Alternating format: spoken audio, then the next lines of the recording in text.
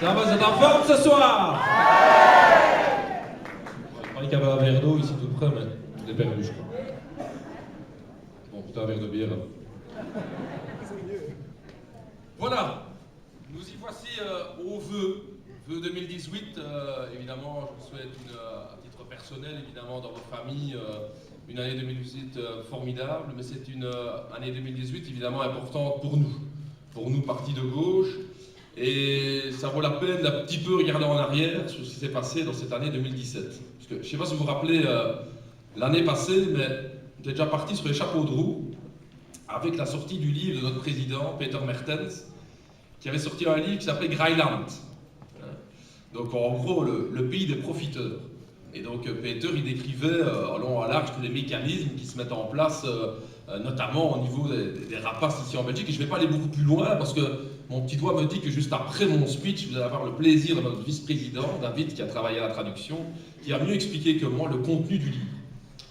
Mais quelle ne fut pas notre surprise en constatant qu'à la sortie du livre, il y a au moins des centaines de régisseurs et de producteurs des partis traditionnels qui se sont dit « Ah, ce livre, on va en faire un film ».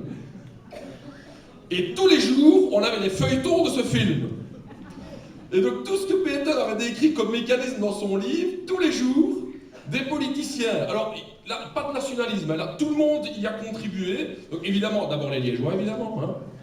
Donc là, on a commencé l'année avec Publifin, hein, ok, donc là avec que ce soit le PS, le MR, le CDH, tout le monde avait le doigt dans le pot de confiture. Hein, je veux dire, voilà, des réunions 5 minutes, payer 1000 €, c'est pas de problème. Les Flamands, ils se sont dit, ouh là, on va pas en faire qu'un film francophone. On est des vrais Belges, donc là, qu'est-ce qu'on fait? Hop, on a fait un film aussi à Gand. Avec, comment il s'appelle, le président de la Chambre. Vous voyez celui qui joue derrière moi, là, quand le speech à la Chambre? Il rigole pas, t'es tendu, Siegfried, là, t'es tendu. Siegfried Braque, carrément président de la Chambre, mais aussi mandat de conseiller pour Telenet, une multinationale des câbles distributeurs.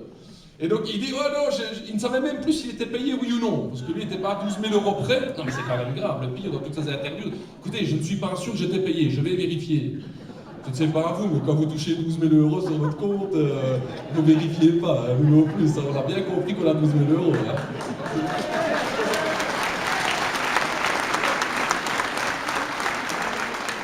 Et puis après, les Bruxellois, ils s'y sont mis aussi, évidemment, hein, avec le SAMU social, évidemment, hein, où des gens qui, soi-disant, sont de gauche, ont demandé à être payés, en plus de leur salaire de bourgmestre, d'être payés en plus sur le dos des sans-abri.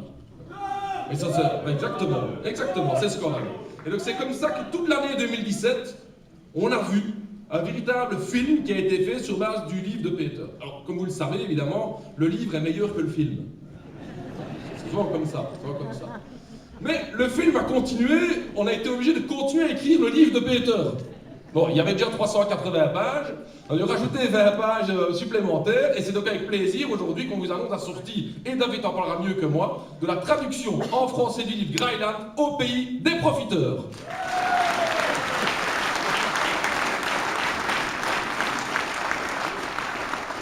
J'ai trouvé mon rêve. Alors 2017 a aussi été une année de lutte de classe. Une lutte de classe importante pour nous évidemment, et lutte sur les pensions. Ce gouvernement tente de nous faire croire qu'en travaillant plus longtemps, on gagnera plus.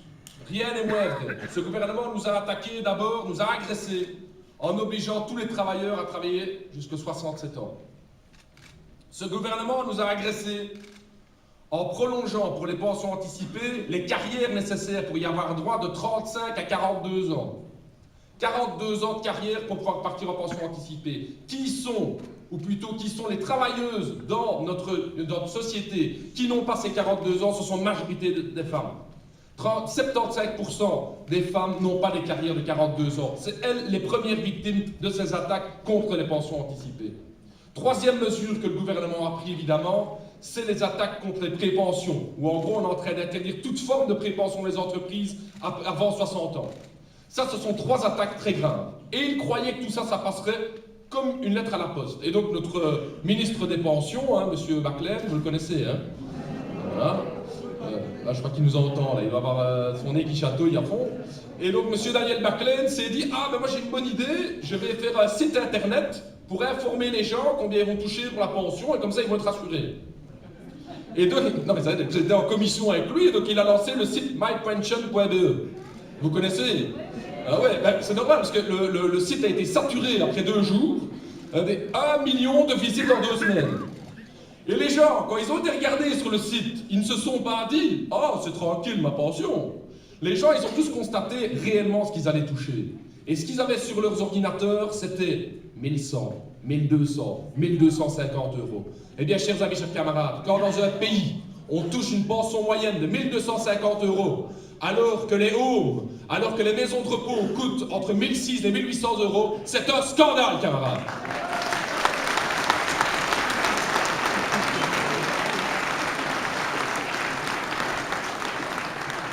Et c'est bien la raison pour laquelle ce combat des pensions va être le talon d'Achille de ce gouvernement, qui tente de nous faire croire qu'il est sûr de lui, mais quand il sent bien que sur ce dossier-là, il est prenable. Il le sent bien que malgré la propagande qu'ils font, malgré les visuels qu'ils font, malgré les sorties presse qu'ils font, ils n'arrivent pas à convaincre les gens parce que les gens voient la réalité sur mypension.be. Ils le voient. C'est la raison pour laquelle la manifestation du 19 décembre, il faut le dire, camarades, chers amis, entre nous, elle n'était pas prévue, cette manifestation. Elle est venue de la base. Elle est montée de la base, parce que les gens se sont dit, on ne va pas se laisser faire. Eh bien, cette lutte, chers amis, chers camarades, nous allons la continuer avec le Parti du Travail de Belgique. Parce que le combat va continuer pour les pensions. Ce qu'ils sont en train de nous préparer aujourd'hui, c'est la fameuse pension à points. J'ai entendu parler de cette affaire-là. Alors, je vous explique en détail. La pension à points, plutôt que de recevoir des euros, vous allez recevoir des points. Jusque-là, ça va? Tout le monde suit? Alors, les points, vous allez recevoir 1 point par an. En fonction de la pénibilité, etc., etc., vous pourrez avoir un petit peu plus de points par an. Et à la fin de votre carrière, vous aurez une somme de points. Alors vous allez poser la question, moi, je m'en fous des points. Ce que je veux savoir, c'est combien d'euros j'ai pour les points. Ouais, je vous comprends, c'est l'action que je me pose aussi. Eh bien, chers amis, chers camarades, pour connaître le montant de votre pension et pour connaître l'âge à laquelle vous pourrez partir, vous n'allez avoir l'information que 3 ans avant la fin de votre carrière. Vous ne saurez pas avant combien vous allez toucher.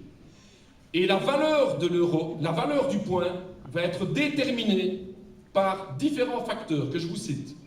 L'allongement de la durée de vie en Belgique. Plus les travailleurs vivront longtemps, plus longtemps vous allez devoir travailler, plus basse sera votre pension. Alors c'est complètement illogique, parce que c'est parce qu'un jour on a commencé à travailler moins longtemps qu'on a commencé à vivre plus longtemps. C'était ça la logique. Et donc non, eux ils inversent la logique. Deuxième facteur important, le budget et les finances de l'État. C'est-à-dire qu'ils vont réduire le montant de la pension à une variable d'ajustement pour le budget, automatique. Okay, c'est ça qu'ils veulent faire. Et troisième facteur, c'est le taux d'emploi. Donc ce type de facteurs vont faire que sans négociation, ils veulent pouvoir faire fluctuer nos pensions et nous allons connaître les uns les autres le montant de notre pension que 3 ans avant la fin de notre carrière. Alors, chers amis et camarades, ils font ça parce qu'ils disent qu'il n'y a pas d'argent pour payer les pensions. Ne les croyez pas. Ne les croyez pas. Il n'y a jamais eu autant de pognon en Belgique qu'aujourd'hui. On n'a jamais produit autant de richesses en Belgique qu'aujourd'hui. D'ailleurs, toutes les années, 1 à 2% de PIB en plus. Donc les richesses continuent à augmenter. Alors j'étais en débat, parce qu'on avait une délégation, des camarades prépensionnés qui sont venus, une délégation de 50-60 camarades, et il y en a qui sont ici dans la salle, ils nous rendent visite au Parlement. Ils sont peut-être là. Il faut venir une fois nous visiter au Parlement le jeudi. Bon, je vous dis, c'est un peu de l'ambiance. Hein. Et donc ils sont venus nous voir. Et il y avait un débat, et j'étais en débat avec M. Van Quickenborn, ex-ministre des Pensions, libéral, et qui me dit « Ouais, mais vous êtes des communistes, vous, hein ?» Ah ouais, bah, bravo, t'as découvert quelque chose. Il est fou comme celui-là. Et il me dit « Ouais, comment on va payer ces pensions-là? On n'a pas d'argent. » Et je lui dis « Mais M. Van Quickenborn, ne me parlez pas des Cubains, etc., etc. Regardez en Europe, nous donnons aujourd'hui en Belgique 11% du produit intérieur brut à nos pensions. Eh bien, il y a des pays dans la zone euro, dans l'Union européenne, comme l'Autriche, qui aujourd'hui déjà donne 15% de leur richesse pour les pensions. Eh bien, 15%, chers amis et camarades, c'est ce que coûteront nos pensions si on garde les mêmes mesures qu'aujourd'hui. Donc sans devoir travailler jusqu'à 67 ans, sans la suppression des prépensions, sans l'allongement des carrières, etc. 15%, c'est ce que la Belgique devra payer en 2060 pour ses pensions. Eh bien, si l'Autriche peut payer aujourd'hui autant pour ses pensions, la Belgique, camarades, pourra payer aussi ses pensions en 2030.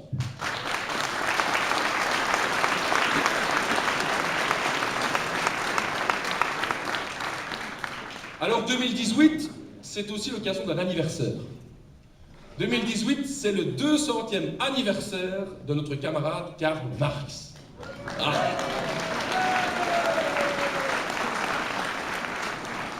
Et nous avons toujours une petite faiblesse pour le camarade Karl. Alors voilà, 200 ans, c'est l'occasion pour nous, comme parti, de mettre en avant aussi cette thématique pour pouvoir aussi faire comprendre au grand public qui était Karl Marx. Parce que les gens disent, mais c'est qui? C'est il y a 200 ans, c'est quand même un petit peu démodé. Pas du tout.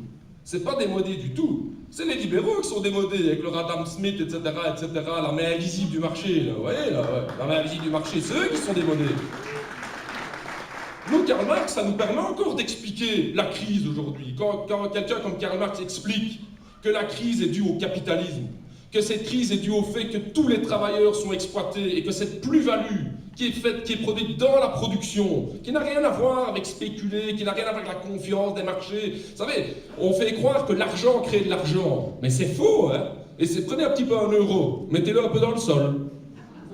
Il n'y a rien qui va pousser, hein. Rien du tout. Hein. Quand les patrons mettent de l'argent, achètent des actions, cette richesse, elle provient bien de quelque part. Et quelqu'un comme Karl Marx a été analysé en détail que cette richesse, elle vient des travailleurs qui produisent cette richesse.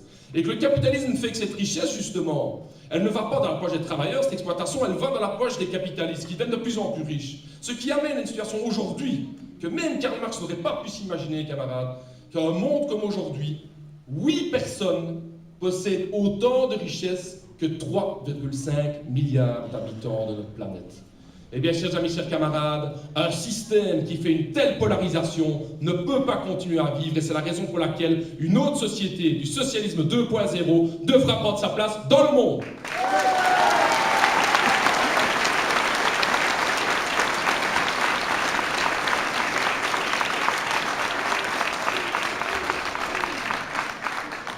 La vérité de Karl Marx, elle est partout. Je la rencontre même au Parlement. Alors au Parlement, la semaine passée, j'avais un débat qui m'a beaucoup touché, parce qu'elle montre bien à quel point le capitalisme est vraiment, mais sans scrupules. C'est le débat, si vous avez suivi, que la multinationale pharmaceutique Pfizer, donc une des plus grandes multinationales du monde, de production de médicaments, a décidé d'arrêter la production de médicaments pour la maladie de Parkinson et pour Alzheimer. Et donc la raison n'est pas du tout scientifique. La raison, dans la presse, quand on interviewe Pfizer, on dit « Mais pourquoi arrêtez-vous la recherche pour de tels types de médicaments ?» La raison textuelle qui est avancée, c'est « Les actionnaires estiment que nous ne gagnerons pas assez d'argent avec ce créneau-là. » Ce créneau-là. 200 000 Belges sont touchés par cette maladie et on parle d'une rentabilité dans ce créneau-là. Un autre exemple qui m'a encore plus touché et qui doit tous nous toucher. Il y a un mois, je ne sais pas si vous avez vu ce témoignage de cette maman, donc la maman du petit Raphaël, et le petit Raphaël a 9 ans, et le petit Raphaël a le cancer. Le petit Raphaël a le cancer, et la maman reçoit donc des médicaments, elle va chez l'oncologue, etc., etc., et elle reçoit des médicaments pour le petit, et elle se rend compte que sur tous les médicaments qu'elle reçoit, les brevets, donc la date dans laquelle ces médicaments ont été inventés, remonte aux années 80. Elle se dit, mais en fait, c'est pas possible. Je veux dire, on a quand même inventé d'autres médicaments depuis les années 80 pour mon gamin. C'est pas possible. La science a quand même progressé. Et elle a été se renseigner. Elle a été se renseigner auprès des entreprises pour dire, mais comment ça se fait que ces médicaments n'ont pas été améliorés? Et elle a découvert le poteau rose. C'est qu'en Belgique, en Europe, dans le capitalisme du XXIe siècle, les entreprises pharmaceutiques qui font énormément de recherches sur les cancers pour adultes, parce qu'il y a des marchés à prendre, parce qu'il y a des cancers à guérir pour se faire aussi de l'argent dessus, ces entreprises se sont rendues compte que le marché du cancer pour les petits gamins, c'est un marché trop restreint, parce qu'il y a peu d'enfants qui ont des cancers, et donc ça ne rapporte pas de l'argent. Et donc le travail que devraient faire ces scientifiques d'adapter ces médicaments, il ne s'agit pas d'en inventer de nouveaux, mais de les adapter, les médicaments qui existent aujourd'hui pour les adultes, pour les appliquer aux enfants, cet effort-là, cet investissement-là, il n'est pas fait parce que nos enfants ne rapportent pas assez d'argent dans la lutte contre le cancer pour les enfants. Eh bien, Karl Marx, il avait déjà parlé de ça. Karl Marx, il avait abordé dans un texte en 1870, ça date d'il y a 150 ans, et il parlait des capitalistes qui produisaient des médicaments, et je me permets de citer Karl Marx ici ce soir. Comme il écrivait donc dans le livre Le Capital, que vous connaissez, c'est son œuvre principale pour l'économique, je le cite, « Le capital ne s'inquiète donc point de la santé et de la durée de vie des travailleurs, s'il n'y est pas contraint par la société. À toute plainte élevée contre lui à propos de la dégradation physique et intellectuelle, le capital répond simplement « Pourquoi nous tourmenter de ces tourments, puisqu'ils augmentent nos joies et nos profits ?» Eh bien, chers amis, chers camarades, le capitalisme en 150 ans n'a pas changé. Il continue à fonctionner que pour le profit, uniquement pour le profit. Eh bien, nous voulons une autre société. Nous voulons une société où la démocratie s'empare du choix de savoir si oui ou non on fait des médicaments pour les petits gamins contre le cancer, pour savoir si oui ou non on fait des recherches contre Alzheimer. Une telle société du suicide 2.0, c'est ça que nous voulons et c'est pour ça que nous avons raison de nous battre, camarades.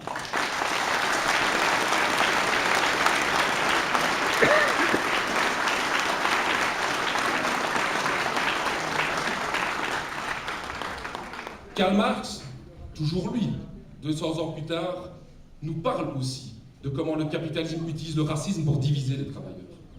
Comment les partis de droite, de la droite extrême, tentent de casser l'unité des travailleurs pour pouvoir mieux régner, pour opposer les travailleurs wallons, bruxellois, flamands, pour opposer les travailleurs qui viennent du tiers-monde, qui fuient la guerre et qui arrivent ici, et les travailleurs qui sont déjà ici, pour opposer les hommes et les femmes.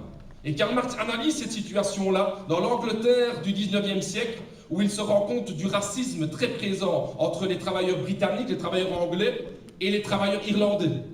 Les travailleurs irlandais qui devaient fuir l'Irlande parce que l'Irlande était pauvre, qui devaient fuir l'Irlande parce que l'Irlande avait un grand problème dans sa production de pommes de terre avec le mildiou qui était généralisé. Tous ces travailleurs irlandais quittaient l'Irlande pour aller en Grande-Bretagne. Et voilà ce que Marx nous disait. Ce qui est primordial, c'est une lettre de Marx de 1870, ce qui est primordial, c'est que chaque centre industriel et commercial d'Angleterre possède maintenant une classe ouvrière divisée en deux clans hostiles. Les prolétaires anglais et les prolétaires irlandais. L'ouvrier anglais moyen déteste l'ouvrier irlandais en qui il voit un concurrent qui dégrade son niveau de vie. Il se comporte à peu près comme les blancs pauvres vis-à-vis des nègres dans les anciens États esclavagistes des États-Unis. Cet antagonisme est le secret de l'impuissance de la classe ouvrière anglaise malgré son organisation. C'est le secret du maintien au pouvoir de la classe capitaliste et celle-ci en est parfaitement consciente. 200 ans plus tard, Karl Marx nous dit toujours que les Franken et compagnie, que les De Wever et compagnie, que les Jambon et compagnie, que tous ces populistes de droite n'ont rien à voir avec des gens qui veulent changer la société, mais uniquement des partis qui veulent diviser la classe ouvrière, qui veulent diviser les travailleurs, en les opposant les uns contre les autres. Et qui sont les gagnants si on se laisse diviser? C'est ceux du dessus. Parce que je le rappelle, camarades, aucun immigré n'est responsable en Belgique de la fermeture de Caterpillar. Aucun immigré n'est responsable de la fermeture d'ArcelorMittal. Aucun immigré n'est responsable de la fermeture de Philips à Anvers. Tous ensemble, il nous faut l'unité, camarades.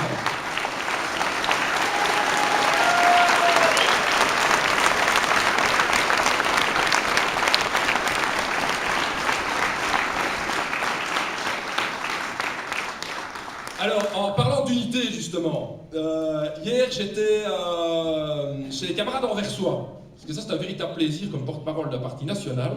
C'est qu'on traverse le pays, on y voit toutes ces réalités. Et c'était assez super parce qu'il y avait 900 personnes qui étaient présentes à Anvers. C'était vraiment super. On peut les applaudir, franchement.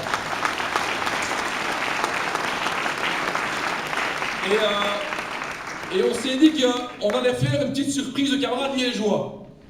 Donc je me suis dit, bah ouais, parce que je leur avais dit que je viendrais ici ce soir et qu'on allait être plein. Et donc les camarades anversois ont voulu tous ensemble vous faire un petit message, un petit peu sur le ton du Wezen et nous sommes un.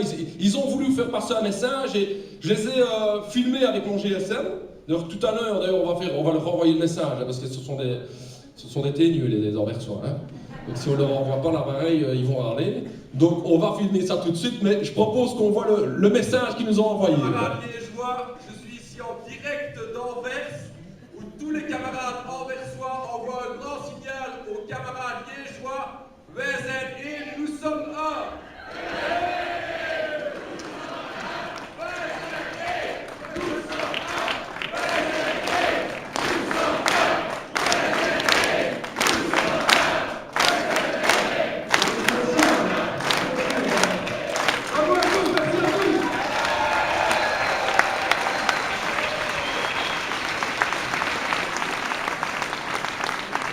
je propose les camarades, ça y est bien les Anversois, il faut leur rendre l'appareil, donc on va se filmer ici aussi, hein, on va pas s'emmerder, et on va gueuler la même chose, ça va? Attendez, on se met en place, ceux du premier rang là, on chauffe un peu les gorges, ça va? Attendez, alors, touchez l'écran de votre appareil photo, ça marche ça? Vous êtes là? Ok, alors je mets sur vidéo quand même, sinon je vais faire 15 photos, ça va pas le faire.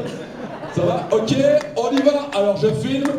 Alors les camarades anversois, je voulais vous dire quand même que les camarades liégeois sont évidemment des gens très polis. Et ils vous renvoient l'appareil évidemment. À Liège, on dit aussi nous sommes à Wezerghe. Nous sommes à Wezerghe. Nous sommes à Wezerghe. Nous sommes à Wezerghe. Nous sommes à Wezerghe.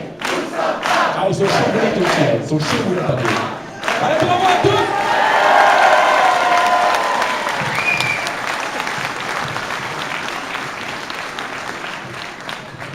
Bon, on va faire un petit montage à la maison. Parce que si on ne le renvoie pas, ils vont râler. Et donc, ce Nous sommes un Wezerghe, ça montre évidemment l'enjeu très important pour l'année 2018 pour nous. Une année 2018, j'ai parlé, qui sera sur le ton de la lutte évidemment. Mais une année 2018 aussi qui sera sous le signe des élections. Comme vous le savez, en octobre 2018, l'ensemble des citoyens iront aux urnes pour les élections communales et en juin 2019 pour les élections fédérales. C'est un enjeu évidemment très très important pour nous parce que cette campagne, nous allons pouvoir la développer en soulignant l'ensemble de notre programme au niveau des villes. Alors, c'est pas un détail parce que, je sais pas, j'ai remarqué, mais les élections n'ont même pas encore eu lieu. Il y a déjà pas mal de gars dans les partis traditionnels qui sont en train de nous dire « Oui, mais est-ce que vous voulez faire des coalitions ?» Non, vous avez vu ça.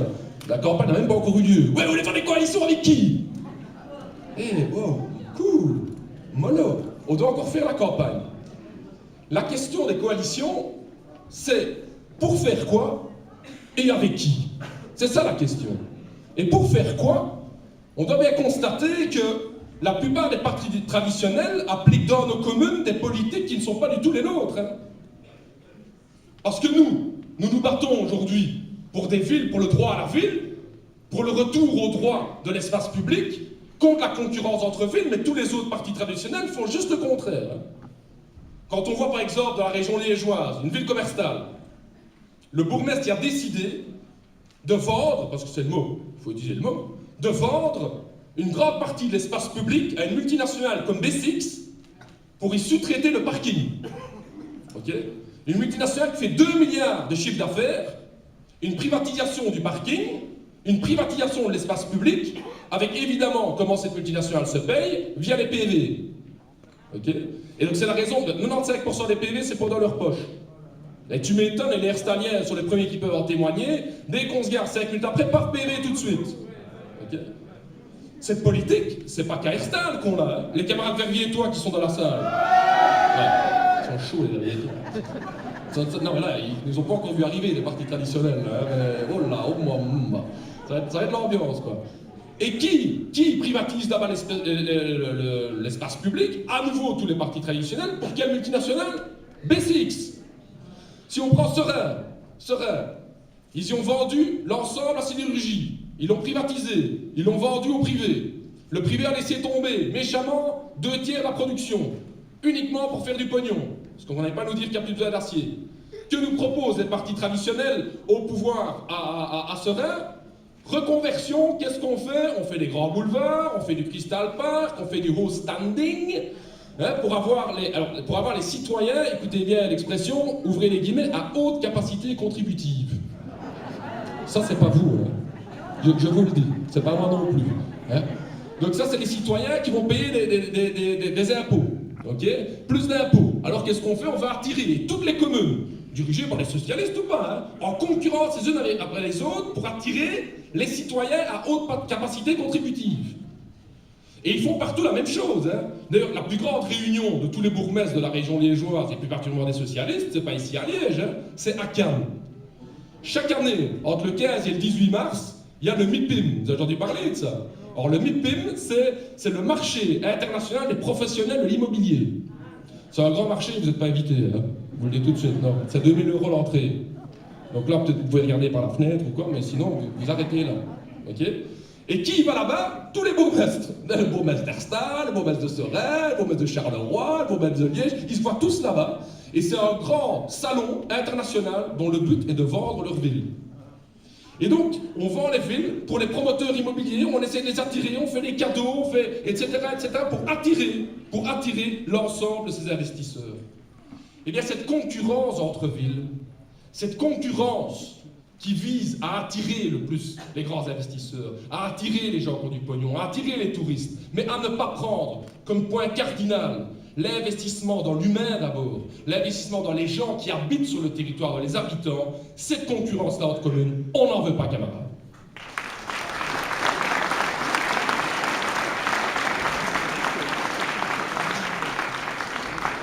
D'ailleurs, on va pas tourner autour du pot, hein. C'est ce point commun-là, politique, on y fait coalition avec qui? Mais vous m'étonnez, moi, que le PS, le MR, le CDH, ils savent tous faire des coalitions interchangeables toutes les années. C'est pas un problème, ils ont quasiment le même programme. Hein? C'est bien ça, ils sont tous d'accord qu'il faut aller au MIPIM, ça va pas être une rupture, ils sont tous d'accord qu'il faut aller investir dans les projets de prestige, ils sont tous d'accord. Donc c'est pas étonnant dans les villes comme Liège, Willy Demey ou les Christine Defresne font un petit peu des discussions les uns avec les autres pour voir qu'est-ce qui est possible dans le futur. Qu'à Sorin, des gens comme Alain Matteau et Fabien Culot s'entendent bien pour un petit peu discuter qu'est-ce qu'on peut faire dans le futur. Bien nous camarades, on n'est pas partis comme ça, on va pas jouer ces règles du jeu du libéralisme, nous voulons des villes pour les êtres humains.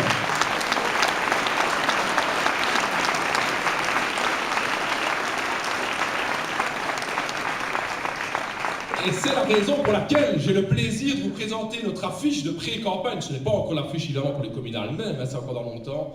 Mais voici notre affiche de prenons parti pour... Tu vous y vas mon truc toi.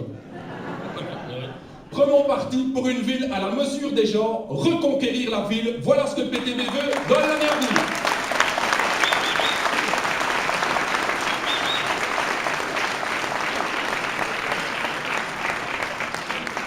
Alors, sur cette affaire aussi de coalition, c'est quand même fou aussi, c'est que tous les partis ils considèrent que c'est bon, ils ont le mandat, et ils commencent déjà à négocier maintenant. Nous, on n'est pas là-dedans. Nous, on est un parti qui veut vraiment savoir ce que les gens pensent. On veut un mandat clair. Un mandat clair, et ça ne s'improvise pas. C'est pas en faisant un petit appel Facebook en disant « Salut les gars, qu'est-ce que vous en pensez ?» que ça va être suffisant. On veut savoir en profondeur ce que le peuple pense. On veut être sur le terrain, auprès des gens, en ayant des centaines, en ayant des milliers de discussions. Et c'est la raison pour laquelle nous avons lancé, il y a quelques mois, en province de Liège, en province du Hainaut, en province de Namur, en province du Brabant et à Bruxelles, on a lancé nos enquêtes sur le terrain. La plupart des camarades les connaissent, mais si vous n'avez pas encore eu l'occasion de la remplir, je ne peux que vous encourager à le faire. Ça prend une enquête, ça prend 5 à 6 minutes. C'est remplir un peu les thèmes que vous trouvez importants, les revendications que vous trouvez importantes, l'ensemble de ces points que vous trouvez importants. Et ça, on veut aller le demander à des milliers de personnes. Parce que là, voilà, c'est une... merci beaucoup, tu as déjà rempli, toi hein c'est 3 fois. Ouais, il faut faire du chiffre, il a déjà rempli 3 fois. Tu as changé d'avis chaque fois? Et donc effectivement, ce sont ici ces enquêtes qui sont présentes, vous pouvez en reprendre avec à la maison, parce que pour nous, la démocratie, c'est pas 20 mots. Ce qui ressort déjà beaucoup dans toutes nos discussions, c'est que les gens en ont marre qu'on ne demande jamais leur avis. Que les gens en ont marre qu'une fois tous les 6 ans, on demande d'aller remplir une petite boule aux élections, et qu'après, on ne s'intéresse plus à la vie des gens. Ça, c'est un grand problème dans notre pseudo-démocratie, comme en Belgique. C'est un grand problème. Nous voulons une démocratie participative, une démocratie qui part réellement du terrain, des travailleurs.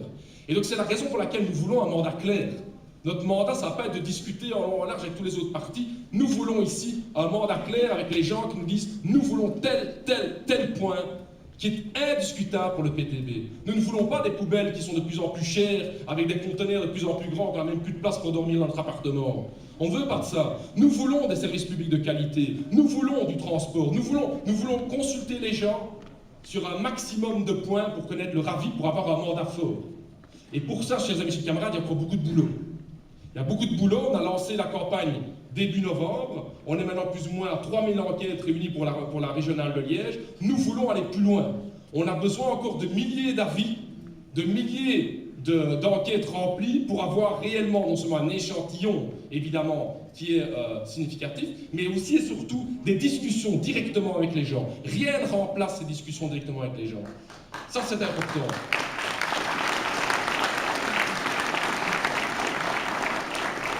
Et surtout pour nous, on veut aussi être présent sur des terrains où on ne connaît pas encore le PTB. Et ça, je veux aujourd'hui vraiment féliciter et remercier tous ces camarades dans ces nouvelles sections du PTB. 2018 va être une année très très importante pour le Parti du Travail de Belgique. Et pas que parce qu'il y a des sondages qui sont favorables. Bien sûr, c'est important. Mais ce qui est important pour nous, c'est d'avoir une colonne vertébrale solide sur le terrain, présent dans des communes où nous n'existons pas encore. Jusqu'en 2012, le PTB était historiquement présent sur la commune de Herstal, sur la commune de Serein et sur la commune de Liège où on avait commencé en 2006. Okay, à Charleroi, à la Louvière, encore également, et à Scarbeck et à Molenbeek. Nous étions présents